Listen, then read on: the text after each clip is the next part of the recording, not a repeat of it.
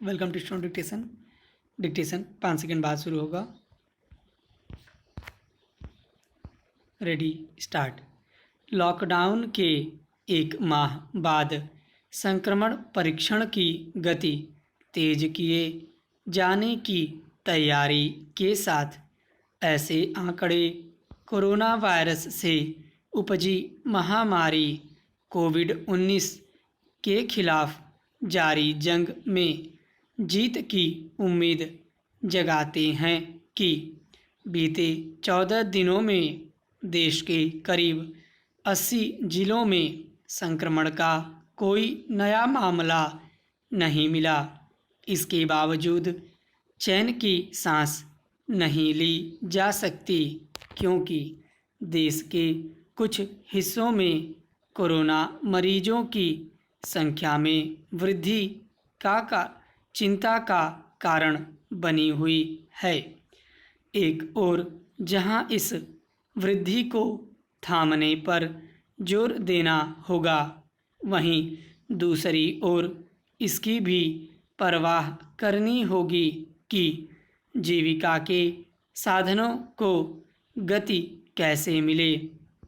केंद्र सरकार को इस पर तुरंत गौर करना होगा कि संक्रमण से अछूते इलाकों में कुछ शर्तों के साथ कारोबारी गतिविधियां शुरू करने की जो छूट दी गई, उसका कोई खास लाभ क्यों नहीं मिल रहा।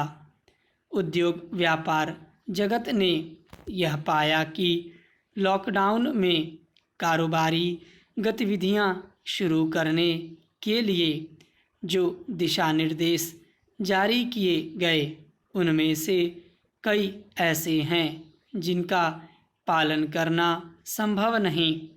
यह ठीक है कि गृह मंत्रालय ने उस दिशा निर्देश को लेकर स्पष्टीकरण जारी कर दिया, जिसके तहत कहा गया था कि किसी कारोबारी परिसर में कोरोना का संक्रमण पाए जाने पर उसके मालिक के खिलाफ कार्रवाई होगी।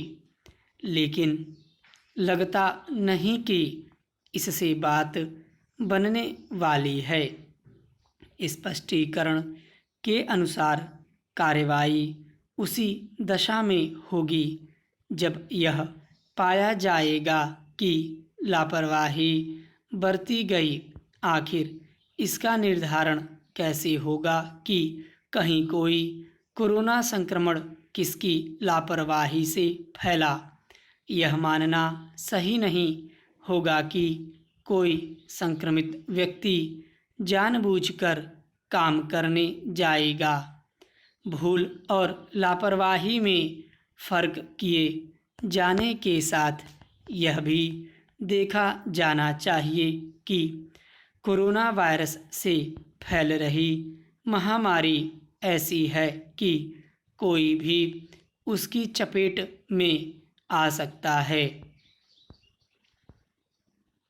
यह ठीक नहीं कि उद्योग व्यापार जगत के समक्ष यह भी स्पष्ट नहीं कि किस इलाके में किन कारोबारी गतिविधियों की अनुमति है।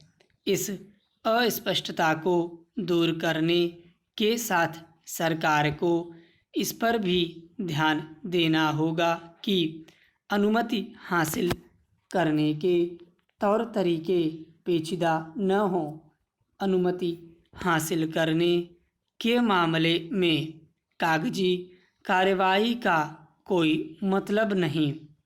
लगता है कि सीमित कारोबारी गतिविधियां शुरू करने के दिशा निर्देश जल्दबाजी में तैयार किए गए और इसलिए आवश्यक वस्तुओं के निर्माण की तो इजाज़त दी गई, लेकिन कच्चे माल को ढंग से परिभाषित नहीं किया गया।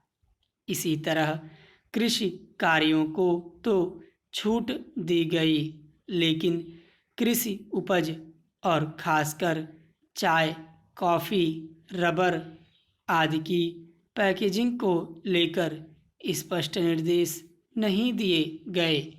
साफ है कि इन विसंगतियों को तत्काल प्रभाव से दूर किया जाना चाहिए। स्टॉप।